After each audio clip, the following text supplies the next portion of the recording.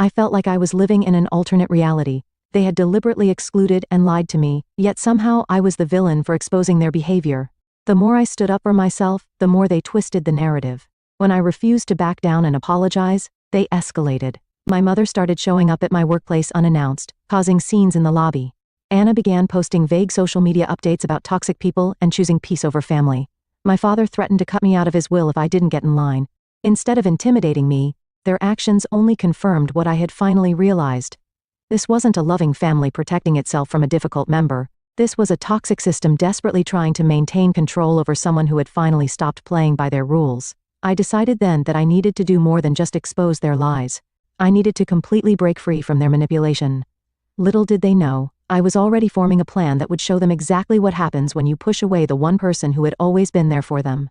A week after my confrontational email, I received an unexpected message from Rachel, an old family friend who had retired from managing my parents' finances years ago.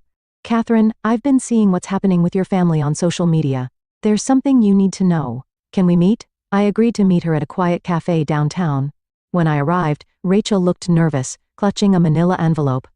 "I've been carrying the guilt of this for years," she said, sliding the envelope across the table. "Your father swore me to secrecy, but after seeing how they're treating you now, I can't stay quiet anymore." Inside the envelope were bank statements and legal documents dating back 15 years.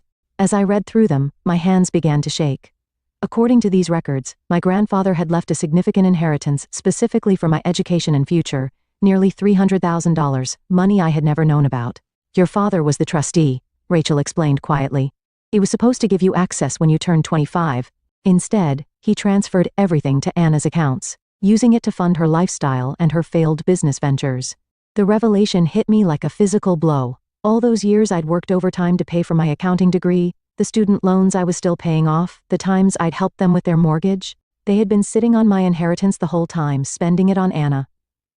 "There's more," Rachel continued. "Your grandfather also left properties that were meant to be split equally between you and Anna. Your parents sold them all. Using your power of attorney, they had you sign when you were 18. Remember when they said it was for emergency medical decisions? I felt sick.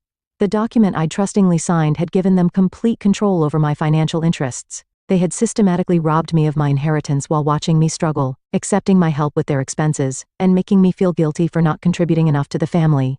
Even worse, the statements showed regular transfers to Anna labeled as business investments, money taken from my inheritance to fund her yoga studios, her retreats in Bali, all those adventures they'd praised her for while criticizing my boring accounting career. "Why tell me now?" I asked Rachel, my voice barely steady.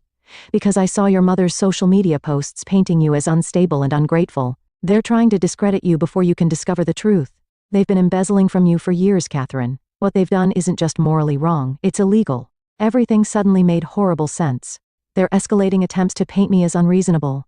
The threats to cut me out of the will when they'd already stolen my inheritance. Their desperate need to maintain the narrative that Anna was the successful sister while I was the difficult one. I carefully packed the documents back into the envelope, my mind racing. "Thank you, Rachel. I know exactly what I need to do now." This wasn't just about a ruined Christmas anymore. This was about years of calculated deception and theft, and I, an accountant with years of experience tracking financial fraud, was uniquely qualified to make them face the consequences. With Rachel's documents in hand, I spent the next week meticulously building my case. As an accountant, I knew exactly how to trace the money trail. Every unauthorized transfer, every misused power of attorney, every fraudulent document, I tracked it all. I also hired Sarah Chen, a lawyer specializing in estate fraud, to review everything. "This is a clear case of financial exploitation," Sarah confirmed. "We can file criminal charges if you want to pursue that route." I considered my options carefully. A criminal case would destroy my family's reputation, but they had already destroyed our relationship. Still, I decided to give them one last chance to make things right. I emailed my parents and Anna, requesting a family meeting to resolve our differences. They jumped at the chance, probably thinking they could manipulate me back into line. We agreed to meet at my apartment the following Saturday. The morning of the meeting, I arranged 3 folders on my dining table, one for each of them. Inside each folder was a complete record of their fraud, along with a letter from my lawyer outlining their options. Either transfer all remaining funds back to me and sign a confession, or face criminal charges. They arrived looking smug, clearly expecting me to apologize. My mother started in immediately. "Catherine, we're so glad you've come to your senses." I cut her off by sliding the folders across the table. "Before anyone says another word, I suggest you read these. The color drained from my father's face as he scanned the documents. Anna's hands started shaking. My mother tried to maintain control. This is ridiculous. You're trying to blackmail your own family? Blackmail? I laughed coldly.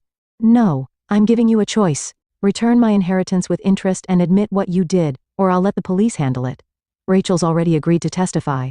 Rachel had no right, my father started. You had no right, I interrupted. You stole from me for years while watching me struggle. You used my power of attorney to sell property that was rightfully mine. You funded Anna's lifestyle with my inheritance. Anna burst into tears. I didn't know. They told me the money was from their savings. Don't lie, I replied calmly. The transfers went directly to your accounts. You knew exactly what you were doing. My mother tried a different approach. Think about what this will do to the family. What will people say? You should have thought about that before stealing hundreds of thousands of dollars from your own daughter, I responded. You have 48 hours to decide. Either sign the confession and arrange the transfers, or I'm going to the police. They left in a panic, my father practically dragging my hysterical mother and sister out the door. Within hours, the family group chat exploded with messages from relatives, all taking their side, of course. But I remained calm. I had truth and evidence on my side. The ball's in their court now, I told Sarah over the phone that evening. But something tells me they're not going to make the right choice.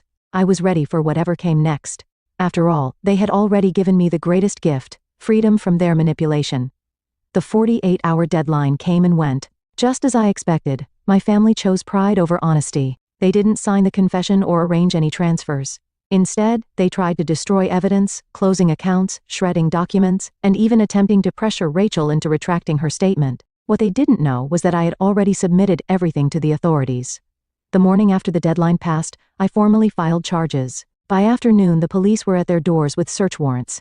I watched from my office as the story unfolded. My father was escorted from his workplace in handcuffs. Anna's yoga studio was seized as an asset purchased with stolen funds. My mother's carefully curated social media facade crumbled as she was arrested during one of her charity committee meetings. The family group chat exploded again, but this time with a different tone. Relatives who had dismissed my claims were suddenly quiet as the evidence became public record. The local newspaper ran a story about the prominent family's fall from grace. All their years of maintaining perfect appearances ended in a single day. My phone buzzed with a text from Rachel. You did the right thing. Your grandfather would be proud. She was right. This wasn't about revenge anymore. It was about justice. As I watched my family's carefully constructed lies unravel, I felt no joy, only relief. The truth was finally out, and I was finally free. 1 year later, I sat in my new home in Denver watching snowfall outside my window. The court case had concluded months ago. My father and mother both took plea deals, agreeing to pay restitution. Anna's yoga empire had crumbled, and she'd finally gotten a real job as a receptionist. The perfect family image they'd worked so hard to maintain was gone forever. Most of the relatives who had enabled their behavior for years stopped speaking to me. But surprisingly, I found I didn't miss them. Instead, I had built a new support system.